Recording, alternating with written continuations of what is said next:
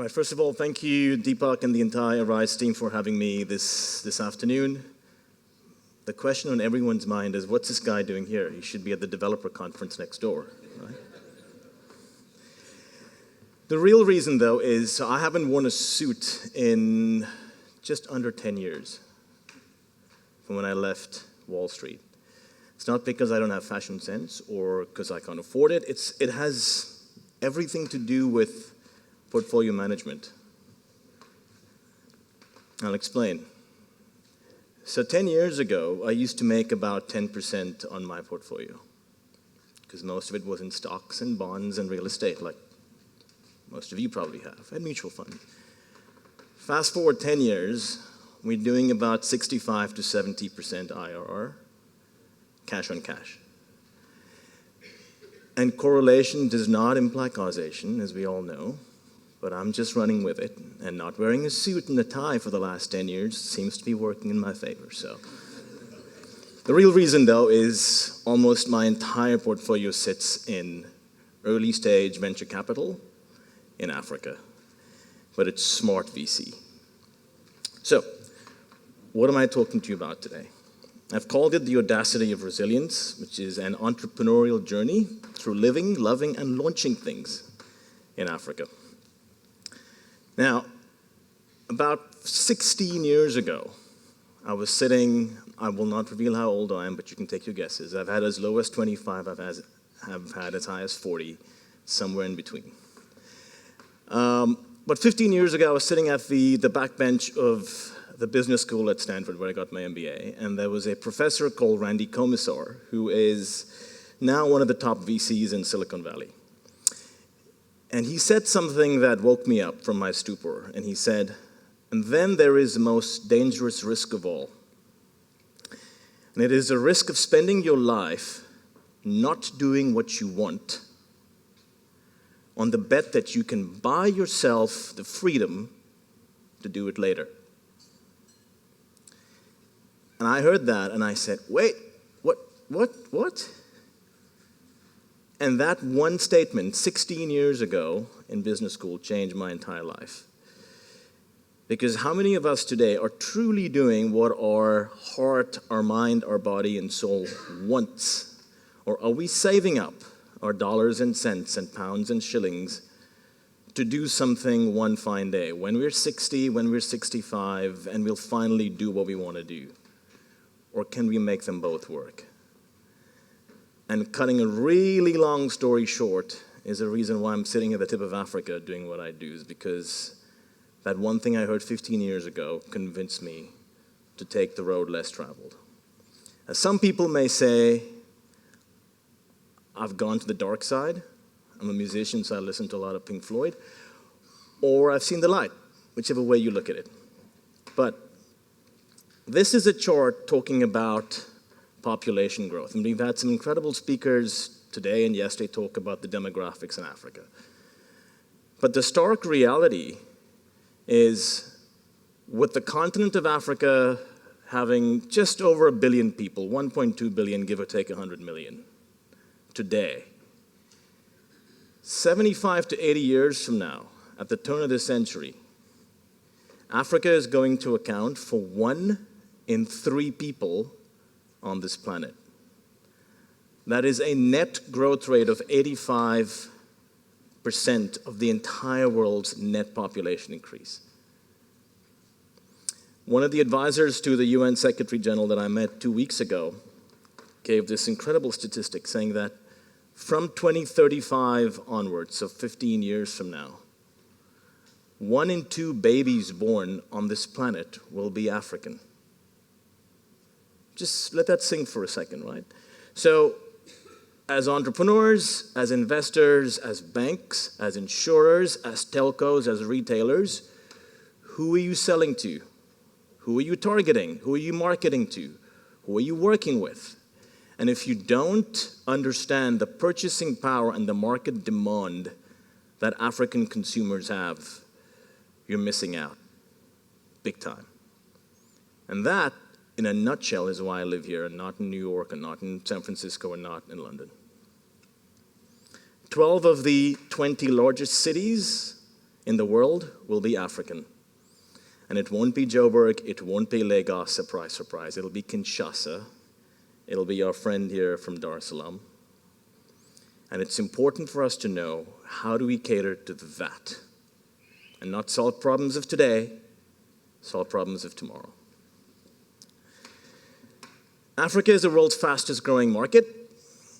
It accounts for nearly a third of the global population by the end of the 21st century. And we have this incredible ability to leapfrog innovation, be it telephone lines, cable, prepaid SIM cards, prepaid electricity, you name it. Africa has the privilege, not the burden, to be able to use technology to leapfrog conventional industries. And we've seen that over the last 30 years. What's even more interesting is when you look at the fastest growing industry in the world, from a pure monetary standpoint, venture capital. When I came to South Africa in 2010 to watch some football, I was on holiday and I still haven't left. I just haven't gotten my flight back 10 years later. The total amount of venture capital on the continent of Africa was $20 million. I'll repeat that. That is not a typo. It's not a B instead of an M. It's actually $20 million. That's about 2 or 3 deals on Market Street in San Francisco. The whole continent of Africa, right? And you fast forward 10 years to 2019, and the total amount of VC on the continent is sitting at just over 2 billion, right? Still a very small amount, granted, but it's the fastest growing segment in the world. That's a 100x increase in 8 years. So, just a few stats. I'll get done with the stats, and I'll get into the fun stuff later. So, in 2019 alone, 100 deals were done in the VC industry across the continent. Most of that money went to 3 major geographies: Nigeria, Kenya, South Africa. That was about 85 to 90% of all the deals. And you'd be happy to know, as bankers and folks in the financial service industry, and as an ex-banker myself, most of that was in fintech and insurtech and related industries. And what's interesting is more than half of these startups are less than 5 years old. At the Series A and Series B stage, there has been an absolute explosion of interest in the VC industry. And not just from VC funds, from corporate CVCs and family offices across the world, especially over the last 3 years. And what many of you may not know is that corporate venture capital globally accounts for close to 50% of all venture capital. So Google Ventures, Samsung Ventures, Microsoft Ventures, Citibank Ventures, because they don't like the media savvy of the Bessemers and the Accels and the Sequoias, and they keep a low profile, they actually do a lot of venture capital. And what's interesting is, from a portfolio return perspective, a lot of these banks have significantly more returns from their equity portfolios than from their other assets, their conventional assets. There were more than 250 identified and disclosed VC funds that invested in VC in Africa last year. And it's a healthy balance. Again, the font's a bit small, but I can share this with you guys. Was a good balance between international VC funds and local VC funds. And no surprise, the 3 largest tech hubs in Africa, we're sitting in one of them: Cape Town, Nairobi, and Lagos. And the 3 cities have this very interesting but beautiful positive tension between them to see who gets the most number of deals funded and the most traction. Now, why? How many of you are from Cape Town? Show of hands. Quite a few, okay.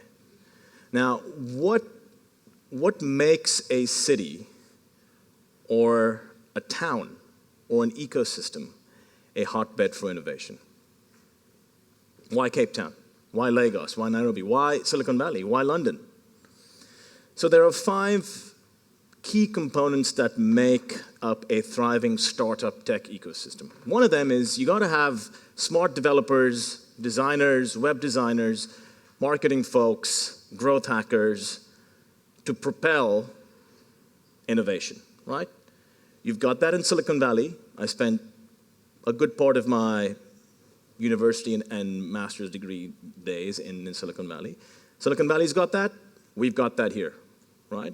But the key thing is you got to find folks that get their PhDs from Stellies or from WITS or from UCT and don't go and work in academia or consult a corporate, but they go and work for startups. That happened a lot in Silicon Valley. It's happening here. Risk capital.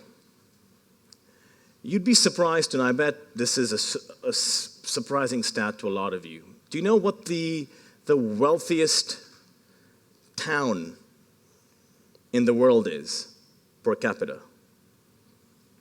The total GDP of a town or a city divided by the number of people that live there. I'll give you a clue. It's not London, it's not Monaco, it's not New York, and it's not Tokyo. What is it? Come on, I know it's a graveyard shift, but you gotta give me some love, folks. Come on.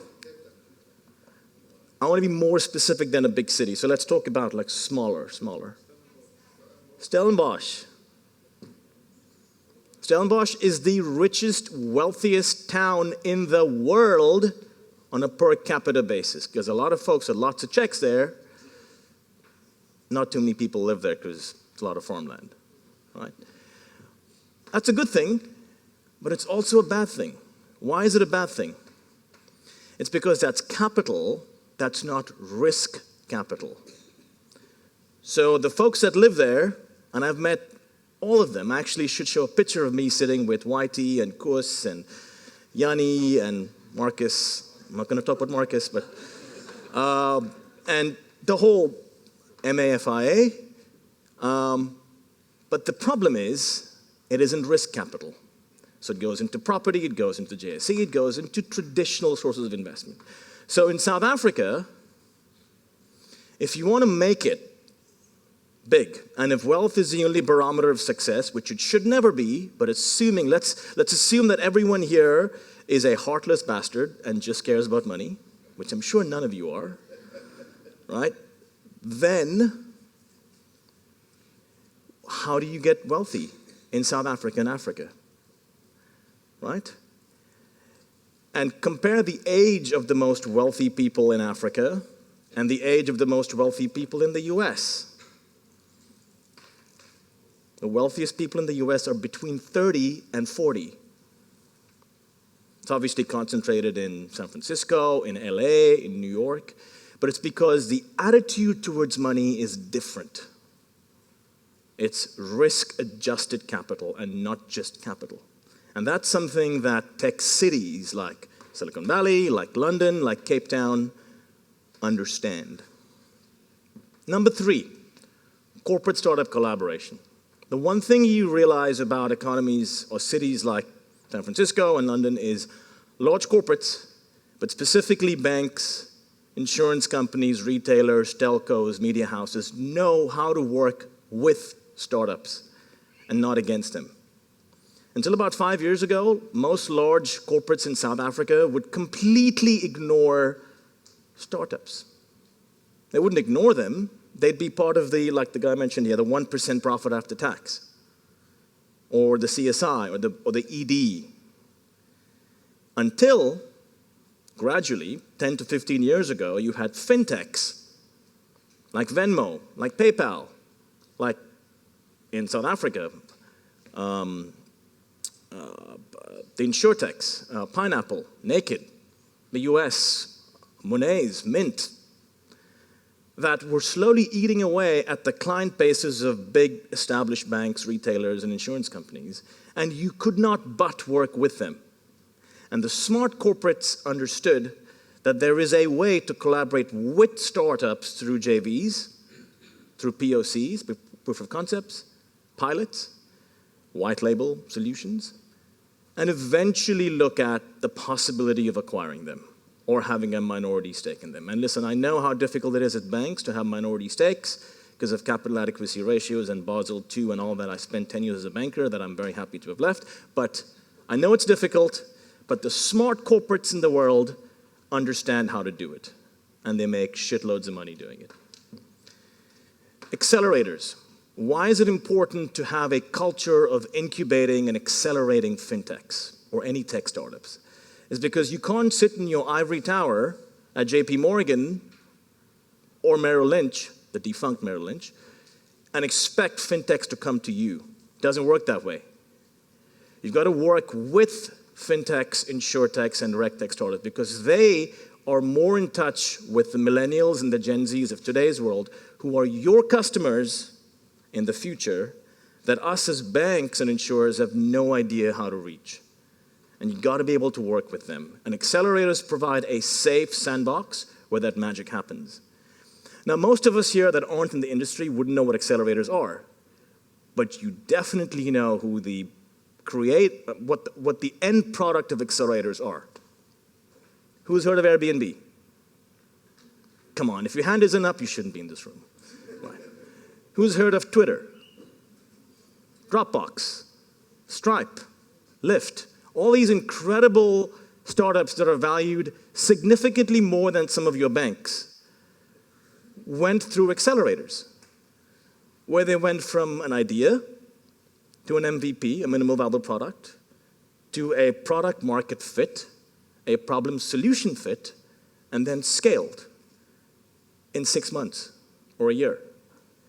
And accelerators create the environment to make fintechs, insurtechs, regtechs, big data companies relevant because they understand what customers want. They're not pushing product, they're pulling. And last but not least, government support. Not a microscope, but support. So where can government help? Where does the government of California work exceptionally well? They provide R&D grants, tax subsidies to startups to get an edge before angels and VCs come in. And the Western Cape government is getting a lot better in that. So these are some of the 5 key components that you see in cities like Tel Aviv, San Francisco, New York, Nairobi, Lagos, and Cape Town. Good perspective to have. Now, how many of you in the audience have ever invested in a tech startup? Jeez, I'm surprised, quite a few. Okay, cool. The majority of startups in the US, and to a certain extent in Western Europe, that are successful and are unicorns, as in you have a valuation of more than $1 billion in less than 5 years, tend to be B2C startups, right? Business to consumer. In emerging markets, but Africa specifically, that doesn't work, right? So if you're selling as a startup, if I have a piece of financial software, or you heard Brett speak yesterday about the importance of AI, if I have a solution that a bank or a telco or an insurer can sell to their customers, I can convert a B2C business model into a B2B2C business model. And why is that so important in Africa? Because if there's one thing you have to understand in scaling, it's the big D, distribution. So unless you're in Silicon Valley or London, and you can get VCs to give you $5 to $6 million on an idea, which ain't gonna happen in Cape Town or Joburg, how do you get your first 1,000 customers? The short answer is, you don't. You die. But how do you make it work? Is if you understand who your stakeholders are. So the big banks, the retailers, the telcos, insurance companies have access to customers, distribution, and channel. What do they not have? The tech, the innovation, the ability to fail fast and fail quick that startups have. And that is where this marriage between the two is so important. And you got to understand, how do I scratch your back? How do you scratch mine? And revenue sharing, licensing deals, white label solutions where an insurance company sells a product to its hundreds of thousands of clients, and it's powered by an insurtech startup, those are ways in which you create value. Cost of customer acquisition. Again, I apologize in advance. A lot of these terms may not be in your regular lingo, but bear with me. The most important thing for a startup in Africa is how do you reduce your cost of customer acquisition? And once you do that, how do you optimize the lifetime value of that customer? The only, and this is the craziest thing about private equity, is when I have private equity folks come and talk to me about VC and they ask me, well, what's your startup's EBITDA in year 2? Or what's your net profit margin in 6 months? And I say that doesn't make any sense in VC. If you can reduce your customer acquisition cost and you can maximize your lifetime value, that is the only metric that a tech startup needs to work. Because if you looked at EBITDA, you guys would have all missed Amazon, and Twitter, and Pinterest, and Uber, and a lot of really solid companies. And at the end of this presentation, I'll explain why I'm doing all this. Right, the 5 key industries that need to innovate. Top of that list, insurance and banking, why you guys are all here. Retail and telcos, especially in East Africa. Tech and media.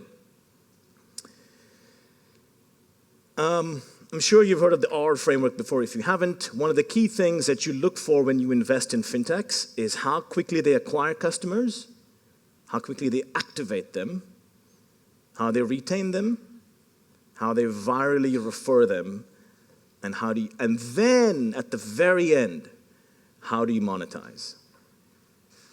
So I know it's a bit warped because it's going from revenue first to profitability to revenue last, but it's keeping up with where the world is today. We don't want to be dinosaurs, right? The final point on this slide, I grew up in the 80s. Oh shit, did I give my age away? Shit. 70s and 80s, sorry.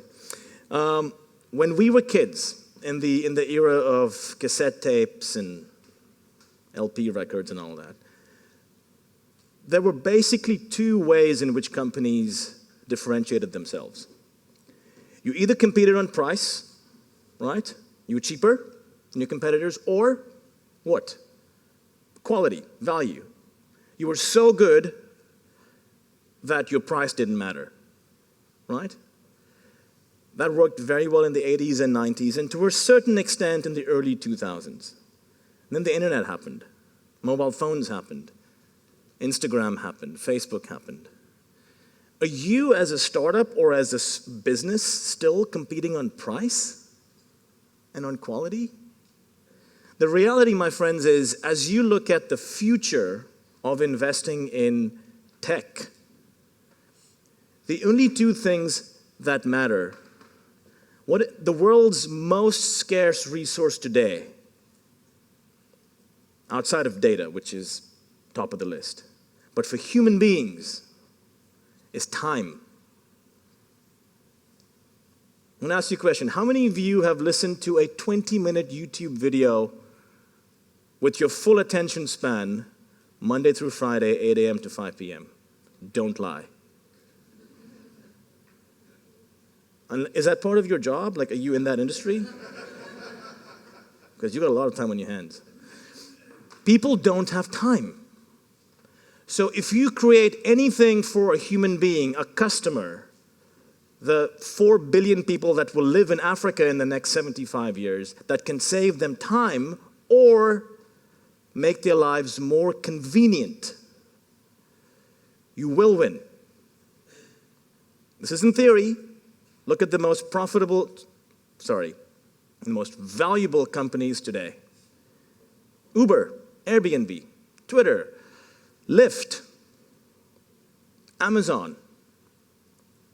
They make people's lives more convenient to the point that your price elasticity does not matter, or they save you time.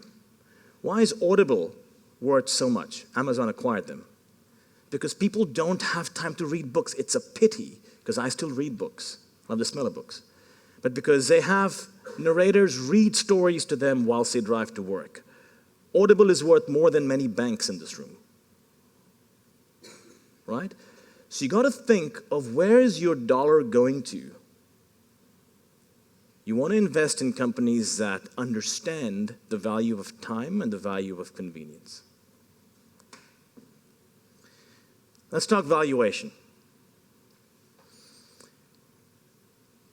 The assumption in most industries, including startup industries, is that the valuation of a business is usually a function of time. If you're around longer, you're valued more. If you've received a lot of funding, you're probably valued more.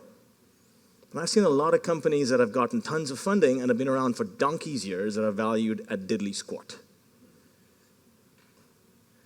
I've also seen companies that have been around for a few months that are valued ridiculously high. Has anyone heard of the $1 Million website? Where were you guys in the 90s? Come on. 99, the $1 Million website. There was a company called the $1 Million website that said, this is when the internet just took off, and it said, if you are anywhere in the world and you want to advertise your business on the internet, you can buy 1 pixel on this website for $1. You could be Joe's Plumber in Sea Point. You could be IBM. You can buy 1 pixel on this 1,000 by 1,000 website for $1. Guess what? They were oversubscribed in 2 hours. So they were valued at $1 million in 2 hours. Business model. So the only thing that matters for a startup in today's world is, do I have validation for what I do? And validations means 2 things: a product market fit and a problem solution fit. That's what the most valuable startups today, globally and in Africa, are worth. I'm going to breeze through these slides because I don't have much time. The importance of innovation. And you can read this. I'm going to just talk through it. The majority of innovation in today's world is efficiency innovation. What does that mean? Essentially, efficiency innovation enables companies to do more with fewer resources. That is, they make good products cheaper. The banks do it. The insurance companies do it. The retailers do it. We all do it. But it's incremental efficiency innovation. But what's the problem with this kind of innovation? It does not create growth. Because you're always trying to make something more efficient. So what do? You minimize growth and job creation to make things cheaper. The other innovation, in fact, the majority of innovation outside of this is called sustaining innovation. Let's take Toyota. If I make a new model of the Prius and I get my marketing team to just go down there and sell Priuses, what am I doing to my Camrys? Selling less Camrys, selling more Priuses. So sustaining innovations just makes good products better. That's across the auto industry, the home building industry, the retail industry. You're making things better. But there is one form of innovation, and this is super important. So load up on your coffees if you're falling asleep. Market creating innovation. I don't recommend a lot of books, but if there's one book, in fact, 2 books that you should read in the next month. It's a book called 0 to 1 by Peter Thiel, the co-founder of PayPal. It talks about how when you create a market where none existed before is when you truly become a billion, if not 10, if not $100 billion company. And very few companies, my friends, do that. And I'll give you a hint. There are a few in Africa, in South Africa, at the moment that we're looking at. 2 examples, I mean, I could flood this page with examples, but 2 examples of market-creating innovations. The guy on your top left, Isaac Singer, the sewing machine. I'm not going to get into a song and dance about it. But he didn't just build a sewing machine. he built an entire industry dependent on the sewing machine. Henry Ford. So the key thing is when you create a market for something when none existed before, you allow ancillary dependent industries to grow. Henry Ford didn't just build a car, he built roads indirectly. He built highways, he built petrol stations, which had to be formed because of the car, because of the sewing machine. The entire furniture and wardrobe industry in the US was developed because of the sewing machine, and people had more than 3 pairs of clothes. You've got to think from that perspective. What does this mean for Africa? Who here has heard of Tolaram? There are no Nigerians here? No Nigerians in the room? No. Tolaram? They brought the concept of noodles to Nigeria in 1988, I think, or 87. They're one of the most powerful companies in Nigeria. But they didn't just bring noodles, they brought flour, they brought mills. Because they could feed a population of millions of people for less than $1 a day, it sprung up the concept of we need fuel, we need distribution. Oh, let's build a port to enable us to get levies on distribution. And an entire economy was built on noodles. Microinsure, another incredible company. The majority of Africans do not have insurance, right? Because they can't afford it. What did Microinsure do? They went and they approached the telcos and they said, we will give people all over the continent that sign up to Microinsure up to $100 to go and see a doctor or a nurse for their first emergency hospital visit. Right? But once you see a doctor in your first emergency hospital visit, it's playing on human psychology. I need medical insurance because my child would have died if I couldn't go to a private hospital. And guess what?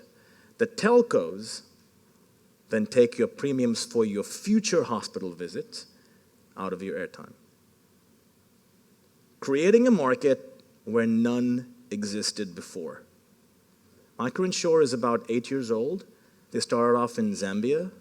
They're now in Malawi, in Botswana, and in Pakistan, in India, in Bangladesh, and in South America. Another great book you should read, The Prosperity Paradox. How innovation can lift nations out of poverty. So, why am I saying all this? I've lived here for the last 10 years, and although I love my banking years, they did good for me. What I do right now is I help build the next generation of African tech entrepreneurs. I'm not trying to create Silicon Valley in Africa. I'm making Silicon Valley work within the boundaries of what we have and what the market wants. So for the last 5 years, we've built the largest accelerator network on the continent of Africa. We work with the smartest tech founders.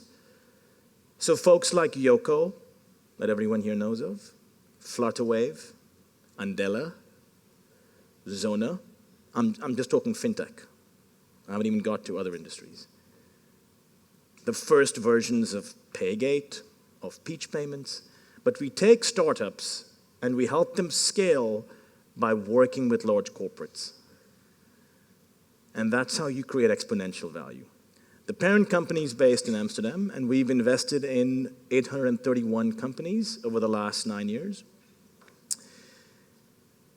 What do you think is the average success rate of a tech startup globally? I mean, I'm sure you guys know something about VC, right? It's about 5 to 10%. The average success rate of a VC-backed tech startup globally is between 10 and 15%. The average success rate of our portfolio is 78%. As in they are either operational today, 7 years later, it's incremental, right? Or have been acquired or have listed. This is the global portfolio. The Africa portfolio is 30 companies because we've been around for 5 years. We're not magicians. But what we are is we understand the importance of large corporates working with startups and reducing your cost of customer acquisition and scaling fast.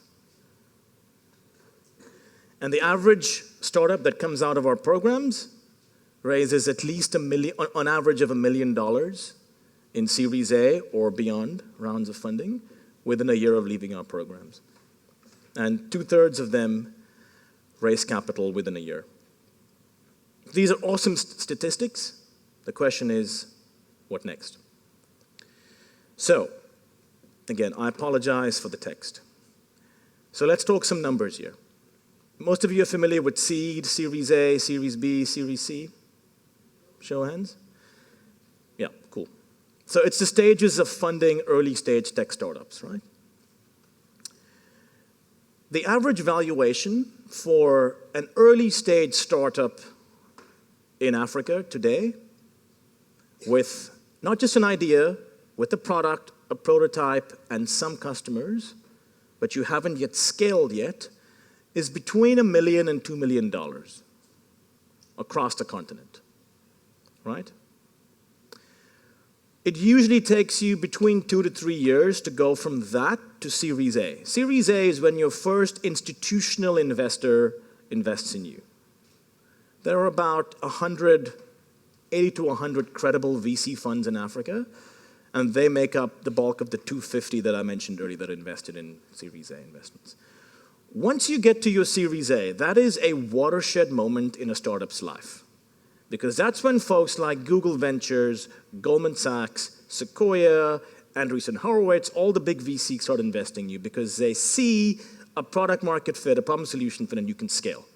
And you've got partnerships with EcoBank, with ABSA, with Standard Bank, with Sanlam. And that's when they fund you and you grow and you become a Yoko, you become a Zona, you become a Sweep South. I'm giving South African examples here. Companies that were valued at $1 to $2 million when they started and are now worth $200 million. Actual examples. How many of you have used Yoko? Yoko is valued at $200 million today. They were valued at $1 million 4 years ago. Now, of course, most of us don't get the industry, but the ones that do can retire at 30 or 35. But it's very important to understand who you're working with and how that works, right? So again, risk capital, not just capital. So the fund that we've just started is called Launch Africa. It is the largest fund. We just literally started this 2 months ago. On the back of the 5 to 7 years of accelerating tech companies, we've now said, let us get companies all across the continent that need access to as little as $200,000 to $300,000, which is usually a year's worth of runway to get to Series A. And you have to be part of accelerators or have a B2B product that is already working with an existing bank, a retailer, or a telco, or an insurance company. And we scale these companies to get to Series A and then exit. Let's talk LPs and GPs, probably a little more familiar language to most of you. The majority of LPs and large private equity funds and late-stage VC funds are DFIs. We love them. DFIs have the luxury of long life cycles. So DFI can sit for 10 years, 12 years for its capital back, right? That works if you're in PE or if you're in late-stage VC. But if you're an individual or a family office that wants to keep investing in the future of technology and innovation, you want to have the ability to recirculate or wash that capital every 3 to 5 years, right? It's an assumption, but it's pretty obvious, right? So how do you do that? You do that by not following the herd and waiting for 10 to 12 years to see a Jumia list and then lose 50% of its value in the next few months. Because let's be honest, IPOs are not that common in Africa. Acquisitions are. Corporate M&A is big. But you want to be able to take advantage of the oversubscription of Series A and Series B rounds and have secondaries. So how can us as potential LPs invest in funds where we have the ability to make a 3x or a 4x or a 5x in 3 years? Reuse that capital to invest in more startups. That, my friends, is how Silicon Valley was built. It's because we had successful successful businessmen and women from Apple, from Oracle, from Microsoft, from Cisco, that said, we've got a few $1 million, we're going to invest in the future startups that are disrupting our industries, we're going to fund them, exit them, use that capital to fund more of the next generation of entrepreneurs. That's how Silicon Valley works. And that's how Africa should work. Sitting for 10 to 12 years on investments where the technology obsolescence of tech is usually 4 to 5 years. So as a late-stage VC fund, if you've got a stake in a company at Series B and you're waiting for 10 years, when am I exiting to Amazon? When am I exiting to Facebook? Oh shit, we can't exit because the technology is obsolete at year 5. So it is so important to understand that there is a stage of investments before late-stage VC that's almost as important, if not more important, which is early-stage investing, but smart investing, not spray and pray. It's controlling your entry and controlling your exit.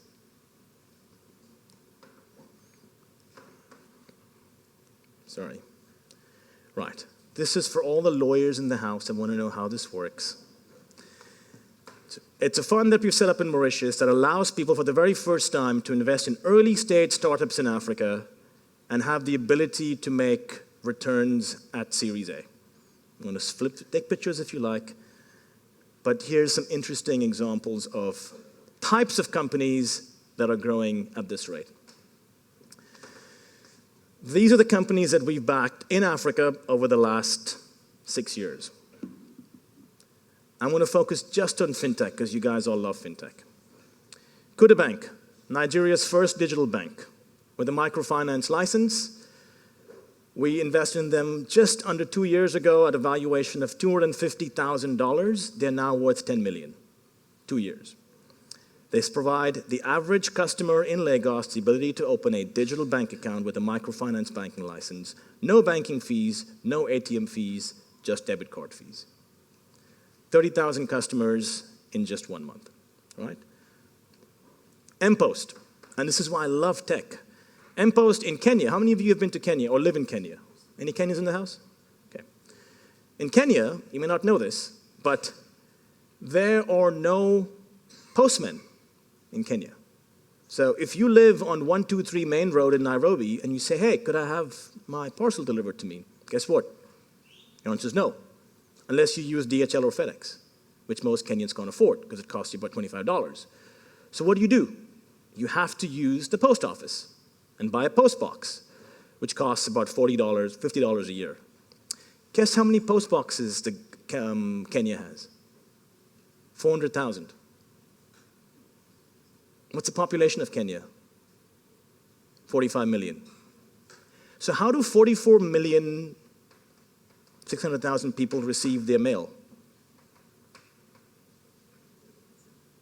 Any ideas? They either don't or they fake it. They borrow post boxes, they fake their addresses, and the amount of undelivered mail in Kenya is staggering. It's fraud. It's actually fraud to give your mailbox key to someone else, but the average post box has more than 30 users when it's supposed to have 1. So this startup called mPost, from the streets of Mombasa, we went and found them, because you have to go and find these people. They converted your mobile phone number together with your closest post office into your legal, patented postal address. So if your number is 073-718-4183, which happens to be my number, Your postal address is that dash 8001, which happens to be the zip code for Greenpoint, Cape Town, South Africa, but in there, Nairobi, Kenya. And the government of Kenya, the Postal Union, has a B2B partnership with mPost, where I can get a pair of Nike shoes from Amazon to this address, and it automatically goes to the post office. I get an SMS from a QR code that says, hey, Zach, you have a pair of stuff, whatever goods, at the post office, come pick it up. SMS your unique 4-digit code, pick it up. If I don't want to pick it up, I'll have it delivered to you for whatever the rate is, and mPost keeps 20%. What does the service cost? $3 a year. $3 US a year. But why is it important? My point again, spray and pray versus making a smart investment. What do these guys do? What do tech founders love doing? They love selling products. They love their technology. So what do? They went to the streets of Nairobi and said, hey, who wants to buy an mPost address? $3 a year. It'll help you receive your mail and not lose it. They got about a few hundred customers. And I said, guys, your tech is brilliant. Come to us. We will figure out how to make your solution work for Safaricom, for Telcom, for Airtel, for Unilever, for All Mutual, and we will solve a problem that large corporates have because they have distribution, you don't. And we'll make you work with them so they have less returned parcels, less fraudulent addresses, better KYC, because your postal address is a legit postal address, and they will buy mPost addresses on your behalf and take it off of your monthly debit orders. Stuff that startups never think of. Why? Because they're not businessmen. We are. Right? mPost was valued at $250,000. They're now valued at $10 million. And their biggest partner is Safaricom.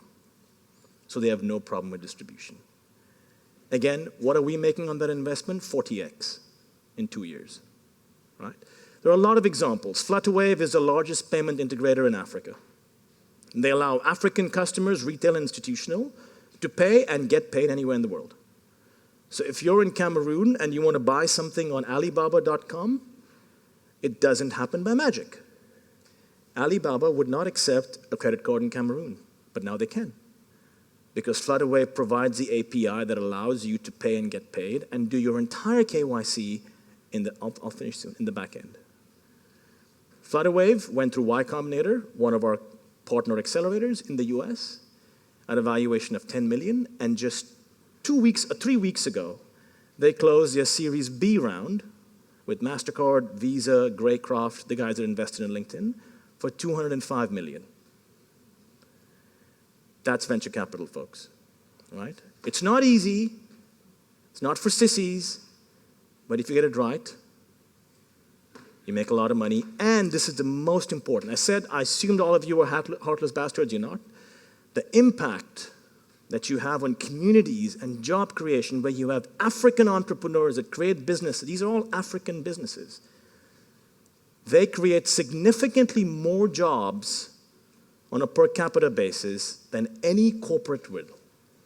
And if I get a chance to talk in the South African Parliament about how we shouldn't be focusing on job creation from corporates and governments, but on SMEs and startups,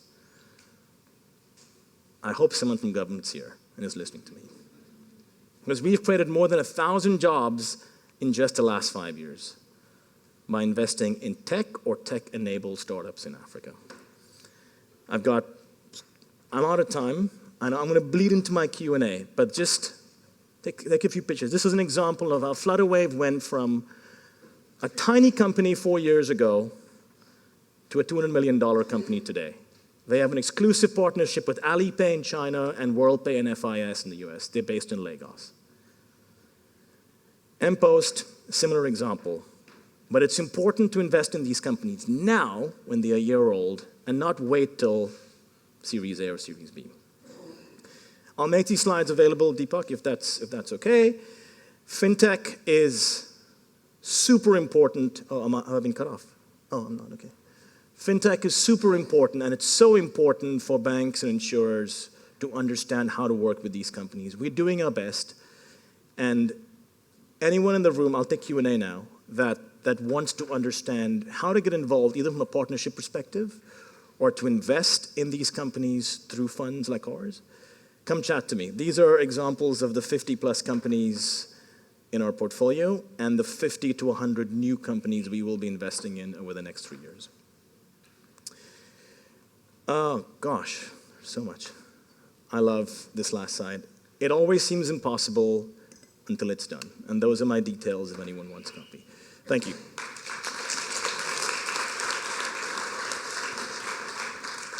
Thank you very much, Zach. One round of questions, ladies and gentlemen. Any questions from the floor for Zach? Zach, you're available afterwards for people to grab you and get more details. Sure, but I'll take any questions now. Yeah. Even tough ones. Actually, if it's an easy question, don't ask it. Ask me tough questions. One over here and 2 over there. And then from a timing point of view, ladies and gentlemen, let's take these 2 questions. Zach, do you want question, answer, or do you want both? Question, answer, please. Question, answer. Let's do it, and then let's move on. Thank you. Thank you, Zach, for a very interesting, very, very interesting presentation. I saw 2 statistics on your slides. One in the beginning, 20% co-founded by women, and later on 30% led by women. Now, I know that is very high in the VC space. I mean, it's certainly not 50-50, but that's exceptionally high. Is that intentional?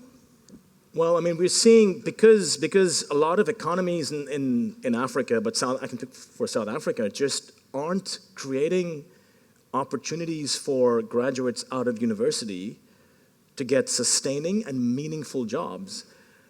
There is a growing trend out of universities like UCT, like Stellies, like Wits, like Gibbs to say, listen, why don't I start a company with like-minded people? And if I can figure out how to work with large institutions, I'd rather be the owner of my own destiny than but to work for a corporate. I worked for a corporate for 10 years. For Lehman, a failed corporate, that too.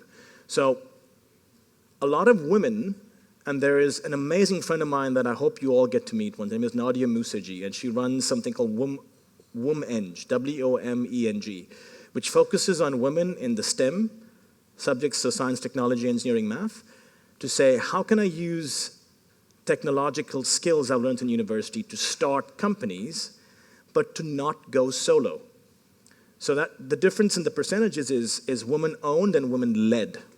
But it's the fastest growing sector from a gender participation or gender equality perspective. And those numbers are getting higher and higher and higher. And I mean, one of the most important things that I look at when I look at a startup is how much EQ do the founders have in addition to IQ? And I'm sorry for all the men in suits here, myself included. On average, we have less EQ than our female counterparts. And as a startup, the majority of startups fail because of 2 reasons. One is no product market fit, that includes timing. And the second thing is management issues, co-founder fallout. And EQ, or the lack thereof, is a very important reason for the second reason why it falls in. Women-led startups, about 40% of my portfolio personally are women-led startups. Second question, please. Yeah, thanks, Zach. I'm not sure if you've been here, but we've been talking a lot about how... And sorry, that's me. Oh, yeah, Alison Klein from FMO. Nice. We've been talking a lot about digital innovation and how that can support financial inclusion. And a lot of the banks here have been working with startups exactly as you recommended, but some of them are also doing it internally. They have big investments in digital innovation internally. So 2 questions. Sure. One, what is your experience with a spin-out from a financial institution or a corporate forming a fintech or a company like that? And secondly, you talked about white labeling and cooperation. How would you advise these banks to partner with each other, or is that a reasonable thing to do when one has a fantastic technology? Have you seen banks sort of sharing those platforms? No, very good questions. I love it, love it, love it. So first, banks try. So banks, I'm going to say banks and insurers just because I view them as a bucket. So let's talk South Africa just for a second. So if you talk to the Sanlams, the Old Mutuals, the Absas, the Standard Banks, the Nedbanks, etc., a lot of them have internal teams that focus on innovation, granted. The budget for these usually has a lot of zeros at the end of it. And I've dealt with these banks and insurers for the last 9 years. A lot of time there's very little planning that goes into market research. I'll tell you why. It's because if you're a bank and you've got 20 million customers, and you don't know what customers of other banks and insurers are doing, or what customers of other banks and insurers outside of South Africa are doing, you're very limited to your testing sandbox. That's number one.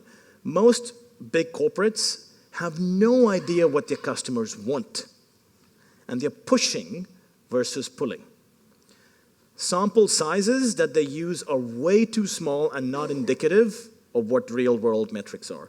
And banks will often go to a test group and say, hey, would you buy this payment solution if I gave it to you?